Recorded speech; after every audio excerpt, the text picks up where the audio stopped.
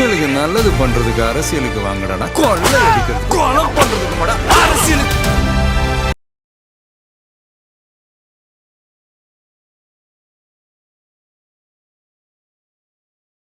Hello மக்களே, நண்பா miss எப்படி இருக்கிறீங்க?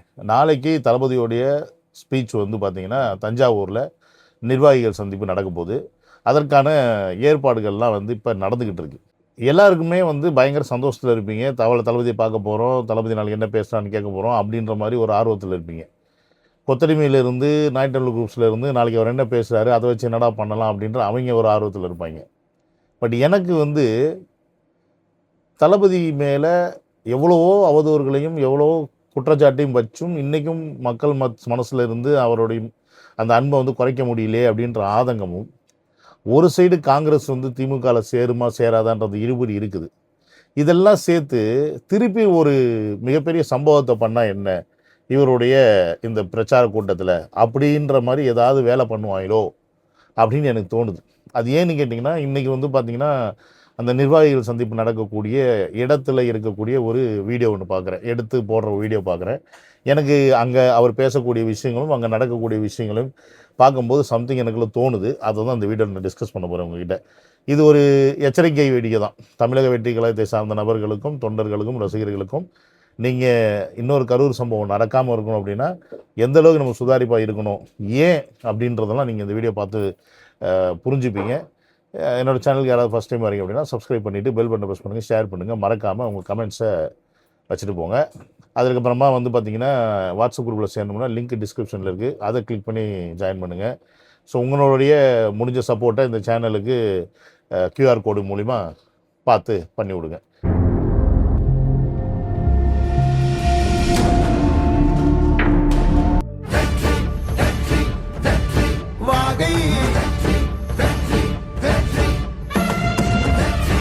வெல்கம் டு விஜயஸ்டாகன், வெல்கம் டு அனதர் வீடியோ. தமிழ்நாட்டை பொறுத்த வரைக்கும் 2 திராவிட கட்சிகளுமே மக்களை ஏமாற்றி தான் இது வரைக்கும் அரசியல் பண்ணிட்டு இருக்காங்க. இவன் அவனை திட்டுவான், அவன் இவனை திட்டுவான். ஆனால் 2 பேருமே கூட்டுக்கலவானிங்க தான். இவன் 2000 தரேன்னு சொன்னால் அவன் 3000 தருவான், அவன் 3000 தரேன்னு சொன்னால் 10,000 தருவான். இப்படி மக்களை ஏமாத்துகிற ஒரு அரசியல் தான் பண்ணுறாங்களே ஒழிய மக்களுக்கு தேவையான அரசியல் பண்ணுறாங்களான்னா பண்ணலை. ஒரு ஆட்சி அதிகாரத்தில் இருக்கிறவங்களை பார்த்து கேட்கக்கூடிய கேள்விகளை எதிர்க்கட்சியாக இருக்கக்கூடிய தலைவர்கள் கேட்கணும். அந்த கேள்வி அவங்க கேட்குறாங்களான்னா கேட்க மாட்டாங்க. ஏன்னா எல்லா கேள்வியும் அவங்க கேட்க மாட்டாங்க. அவங்களுக்கு எதில் பாலிடிக்ஸ் பண்ண முடியுமோ அதை மட்டும் தான் கேட்பாங்க. பாலிடிக்ஸ் பண்ண முடியாத விஷயத்தை கேட்க மாட்டாங்க. அப்படி ஏன்னா 2 பேருமே வந்து திருட்டு பசங்க தான். ஸோ இவன் எதிர்க்கட்சியாக இருந்தாலும் அதை தான் பண்ணுவாங்க, அவங்க எதிர்க்கட்சியாக இருந்தாலும் அதை தான் பண்ணுவாங்க. பட் தமிழ்நாட்டில் ஒரு இஷ்யூ பேஸ்டு கேள்விகளை வைக்கக்கூடிய ஒரே தலைவர் இன்றைக்கி இருக்கார் அப்படின்னா அது தமிழக வெற்றி கழகத்தின் தலைவர் விஜய் அவர்கள் தான். கட்சி ஆரம்பித்ததுலேருந்து இப்போ 2 வருஷம் ஆச்சு. இன்னி வரைக்கும் எந்த தலைவரையுமே தனிப்பட்ட விமர்சனம் பண்ணது கிடையாது, யாரையும் பர்சனல் அட்டாக் செஞ்சது கிடையாது. ஆட்சியில் இருக்கக்கூடிய முதலமைச்சரை பார்த்து நீங்கள் இதெல்லாம் சொன்னீங்களே, செஞ்சீங்களா, இந்த மாதிரி விஷயங்கள்லாம் இங்கே பண்ணீங்களா, இத்தனை வருஷத்தில் இந்த இன்ஃப்ராஸ்ட்ரக்சர் கொண்டு வந்திருக்கலாமே, அதை கொண்டு வராமல் என்ன பண்ணிகிட்டு இருந்தீங்கன்னு 2 ஆட்சியாளருமே சம்டைம்ஸ் கேள்வி கேட்டிருக்காரு. நமக்கு தர வேண்டிய சில விஷயங்கள் சலுகைகள் நிதிகள் கிடைக்கலைன்னா அதை பாஜக பார்த்து கேள்வி வச்சுருக்காரு. முஸ்லீம்களுக்கு ஏதாவது ஒரு பிரச்சனைனா அதற்கு வந்து போய் நின்றுருக்காரு. இப்படி எல்லாத்தையுமே இஷ்யூ பேஸ்டாக பார்த்து மக்களுக்கு என்ன தேவையோ அதை மட்டுமே பேசக்கூடிய ஒரு அரசியல் தலைவர்னால் இன்றைக்கி விஜய் அவர்கள் அப்படி ஒரு அரசியல் தலைவராக இருக்கிறனால தான் 2 திராவிட கட்சிகளுக்குமே சரி இவரை வந்து எலிமினேட் பண்ணி ஆகணும், இவரை தூக்கி ஆகணும். இவர் அரசியலில் வச்சிருக்கக்கூடாது. இவர் அரசியலில் வச்சுருந்தோம் அப்படின்னா நமக்கு மிகப்பெரிய பிரச்சனை. ஏன்னா இப்போ கூட பார்த்திங்கன்னா நேற்று நாங்குநேரியில் ஒரு மிகப்பெரிய சம்பவம் நடந்திருக்கு. ஒரு 6-7 பேர் பார்த்திங்கன்னா பொதுவாக வந்து பொதுமக்களை வந்து வெட்டி கொண்டு போயிருக்காங்க. அதில் 2 பேர் செத்துருக்காங்க, கிட்டத்தட்ட ஒரு 6-7 பேர் காயப்பட்டிருக்காங்க. அதுக்கு இன்றைக்கி தலைவர் அவர்கள் மிகப்பெரிய கண்டனம் தெரிவிச்சிருக்காரு.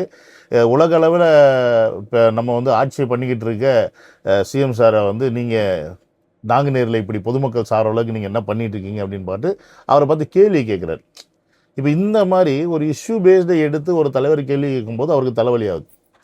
அப்போ என்ன பண்ணுறாங்கன்னா, இந்த தலைவலியை நம்ம எப்படியாவது எலிமினேட் பண்ணால் தான் நமக்கு நல்லது அப்படின்னு பல அவதூறுகளை விஜயர்கள் மேலே ஸ்டார்டிங்லேருந்தே பரப்பிட்டு வந்தாங்க.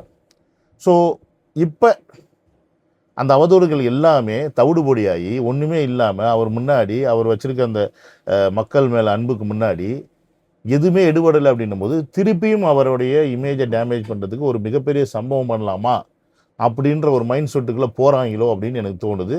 அது ஏன் அப்படின்னா இதை பாருங்க. ஐயாசாமிப்பட்டியில தான் இருந்துகிட்டு இருக்கோம். தஞ்சாவூரில் நாளைக்கு விஜய் அவர்களின் நிர்வாகிகள் சந்திப்பு கூட்டமானது இந்த இடத்துல தான் நடக்கவிருக்கு. நிர்வாகிகள் சந்திப்பு கூட்டம் இங்கே தான் நடக்கவிருக்கு அப்படின்னே சொல்லலாம். ஸோ இதுக்கு முன்னாடி வந்து பார்த்தீங்கன்னா ஒரு 15 நாட்கள் 20 நாட்களுக்கு முன்னாடியே அந்த வேலைகளை ஸ்டார்ட் பண்ணிடுவாங்க. இந்த தஞ்சாவூரில் பொறுத்தவரையில் நாளைக்கு நடக்கவிருக்கக்கூடிய இந்த நிர்வாகிகள் சந்திப்பு கூட்டத்துக்கான ஏற்பாடுகள் இப்போ அதிரடியாக நடந்துகிட்டு இருக்கு. சத்தமே இல்லாமல் கூட சொல்லலாம். ஏன்னா இங்கே இருக்கக்கூடியவங்களுக்கு கூட இந்த மாதிரியான ஏற்பாடுகள் நடக்குதா அப்படின்ற ஒரு பல கேள்விகளோட தான் இந்த ஏற்பாடுகள் நடந்துகிட்டு இருக்கு. ஏன்னா நம்ம வேலூரில் பார்த்துருப்போம், கிட்டத்தட்ட ஒரு வார காலமாக இரவும் பகலுமா அவங்க அவ்வளோ வேலைகள் செஞ்சுட்டு இருந்தாங்க. இங்கே இப்போ தான் வந்து அந்த மேற்கூரையானதை அமைக்க வேலைகளை தொடங்கியிருக்காங்க அப்படின்னே சொல்லலாம். அந்த தம்பி பேசுனது கேட்டிருப்பீங்க. அந்த தம்பி பேசுனதுலேயே ஒரு முக்கியமான ஒரு விஷயத்தை வந்து பாயிண்ட் அவுட் பண்ணுறாரு. தளபதியோடைய ஒரு நிர்வாகிகள் சந்திப்போ இல்லை மக்கள் சந்திப்போ எது நடந்தாலுமே அந்த இடத்தை வந்து ஏற்பாடு பண்ணுற அந்த வீடியோஸ்லாம் பார்த்தீங்கன்னா ஒரு வாரத்துக்கு முன்னாடியே வந்து ரொட்டேட் ஆக ஆரம்பிச்சிடும், லைவ் போட ஆரம்பிச்சிருவாங்க, நிறைய பேர் விசிட் பண்ண ஆரம்பிச்சிருவாங்க. இந்நேரம் ஆல்மோஸ்ட் அந்த இடத்துல பார்த்தீங்கன்னா ஒரு 80% வேலைகள் வந்து முடிஞ்சிருக்கும். பட் இந்த இடத்துல பார்த்தீங்கன்னா அப்படியே இன்னமும் அது ஓப்பன் கிரவுண்டாக தான் இருக்குது. எந்த பெரிய வேலைகளும் அங்கே நடந்த மாதிரி தெரியல. இத்தனைக்கும் ப்ரோக்ராம் நாளைக்கு. பட் ரொம்ப லெதார்ஜிக்காக அங்கே இருக்கிறவங்கலாம் ஒரு வேலையை வந்து செஞ்சுக்கிட்டு இருக்காங்களோ அப்படின்ற ஃபீலு எனக்கு அந்த பேக்ரவுண்டை அவர் சுற்றி காட்டும்போது அங்கே இருக்கக்கூடிய ஆட்கள், அங்கே ஒருத்தர் உட்காந்து மொபைல் நோண்டிக்கிட்டு இருக்காரு, அந்த பக்கம் பார்த்தீங்கன்னா வந்து பெருசாக பரபரன்னு வேலை நடக்கிற மாதிரி ஒன்றும் தெரியல. ஏன் இந்த மந்த நிலை அப்படின்ற கேள்வி எனக்குள்ளே வருது. 4900 பேருக்கு அனுமதி அப்படின்ற ஒரு நிபந்தனைகளோட, அதையும் தாண்டி மேற்கூரை, நாற்காலி, மருத்துவ வசதிகள், சிசிடிவி இப்படின்னு பல நிபந்தனைகளோட நாளைக்கு அனுமதி வழங்கியிருக்காங்க. காவல்துறையானது இன்னும் கடிதம் மூலிமா வந்து அனுமதி வழங்கலை, அவங்க வாய்மொழி மூலமாக தான் அனுமதி வழங்கியிருக்கிறதாவும் நம்ம கேள்விப்படுறோம். இப்போ இந்த நிர்வாகிகள் சந்திப்பு அப்படின்றதுக்கு வந்து ஒரு 4900 பேருக்கு தான் பர்மிஷன் கொடுத்துருக்கிறதா இந்த தம்பி சொல்கிறாப்புல. அதே நேரத்தில் இப்போ வரைக்குமே அப்ரூவல் வந்து அஃபீஷியலாக லெட்டரில் இன்னும் போலீஸ் தரப்புலேருந்து வழங்கப்படலை. வாய் வழியாக தான் வந்து ஓகே பண்ணியிருக்காங்க. ஸோ அப்படி இருக்கும்போது வாய் வழியாக ஓகே பண்ணிவிட்டு அதுக்கப்புறம் தானே நம்ம ஆரம்பிக்க முடியும், அப்போ ஸ்லோவாக தானே இருக்கும் அப்படின்னு நீங்கள் கேள்வி கேட்கலாம். இந்த இடத்துல தான் எனக்கு வந்து ஒரு பிரச்சனையே தோணுது. நம்ம வேலை ஸ்லோவாக இருக்கலாம், ஆனால் நம்ம வேலை சரியாக இருக்கணும் அப்படின்றது தான் என்னுடைய பயமே. ஏன்னு கேட்டிங்கன்னா, இதுக்கு முன்னாடி 2 மாநாடு போட்டோம். அதுக்கப்புறம் தளபதி வந்து பார்த்திங்கன்னா பஸ்ஸில் போய் நின்று பிரச்சாரம் பண்ணார். ஒரு ஊர்லேயும் திருச்சி, அதுக்கப்புறம் பார்த்திங்கன்னா நாமக்கல், இப்படி எல்லா சைடும் திருவாரூர்னு சொல்லிட்டு எல்லா சைடும் போய் பிரச்சாரம் பண்ணார். அதில் தான் ஒரு மிகப்பெரிய சம்பவத்தை வந்து கரூரில் பண்ணி விட்டாங்க. அப்போ அந்த கரூரில் பண்ணதுக்கு இப்போ வரைக்கும் தளபதி மேலே தான் குறை சொல்லிட்டு இருக்காங்க. அவர்னால தான் வந்து அங்கே மிகப்பெரிய சம்பவம் ஆச்சுன்னு. சரி, அதுக்கப்புறமா அந்த சம்பவம்லாம் முடிஞ்சதுக்கப்புறமா இவர் வந்து மக்களை சந்திக்கணும் அப்படின்னு பார்க்கும்போது ஏகப்பட்ட கட்டுப்பாடுகள் போடுறதுனால இவர் என்ன பண்ணிட்டார், சரி நிர்வாகிகள் சந்திப்புக்காக நீங்கள் பர்மிஷன் கொடுங்க, ஒரு 5000 பேர் கொடுங்க அப்படின்னு சொல்லிட்டு இவர் வந்து பார்த்திங்கன்னா முதல்ல சேலத்தில் வந்து ஒரு நிர்வாகிகள் சந்திப்பு நடத்துகிறாரு.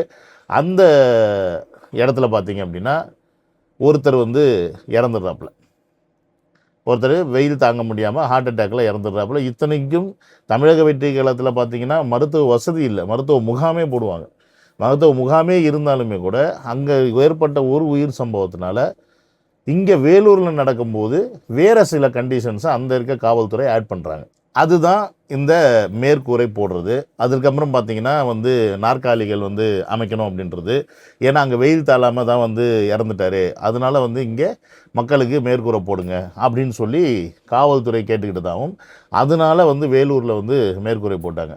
ஸோ இந்த வேலூரில் மேற்கூரை போடுற அந்த விஷயந்தான் பார்த்திங்கன்னா அடுத்த நாள் காலையில் வரைக்கும் ஆல்மோஸ்ட் அந்த வேலைகள் நடந்துகிட்டு இருந்துச்சு. ஏன்னா அந்த வேலை வந்து இந்த டயத்தில் பார்த்திங்கன்னா அவ்வளோ மும்முரமாக ஆல்மோஸ்ட் பாதி மேற்கூரை போட்டு முடிச்சிருப்பாங்க. மீதி அதுக்கப்புறம் போட்டுட்டு இருக்கிற மாதிரி தான் நம்ம வீடியோ ஃபுட்டேஜ்லாம் நீங்கள் போய் பார்த்தீங்க அப்படின்னா, இதற்கு முன்னாடி அந்த லைவ் வீடியோஸ் எடுத்து பார்த்தீங்கன்னா தெரியும் உங்களுக்கு அந்த இடத்துல என்ன மாதிரியான வேலைகள்லாம் முடிஞ்சிருக்கும் அப்படின்னு. பட் இங்கே வந்து பார்த்திங்கன்னா இன்னும் காலி இடமா கிடக்கு. நிர்வாகிகள் சந்திப்பு கூட்டம் நடக்கிற இடத்துல வந்து பார்த்தீங்கன்னா இந்த தட்டி வச்சு அடைப்பாங்க. ஏன்னா வெளியிருக்கக்கூடிய பொதுமக்களாக இருக்கட்டும், இளைஞர்களாக இருக்கட்டும் உள்ளே வந்துடக்கூடாது அப்படின்றதுக்காக அதில் வைப்பாங்க. ஸோ அதுதான் முதல் கட்ட வேலையாக நடந்துக்கிட்டு இருக்குன்னே சொல்லலாம். இப்போ இந்த தம்பி சொன்ன மாதிரி தமிழக வெற்றி கழகத்துக்கு மட்டும்தான் இந்த தட்டி போட்டு மீட்டிங் நடத்துறது. ஏன்னு கேட்டிங்கன்னா யாருமே உள்ளே வந்துடக்கூடாதுன்றது காவல்துறை அவ்வளோ ஸ்ட்ரிக்டாக போடுது. அந்த ஸ்ட்ரிக்ட்னஸ்க்காக யாரும் தாய் வந்துடக்கூடாதுன்றதுக்காக அந்த இடத்த சுற்றி இவங்க கவர் பண்ணுறதுக்கு அந்த தட்டியை போடுவாங்க.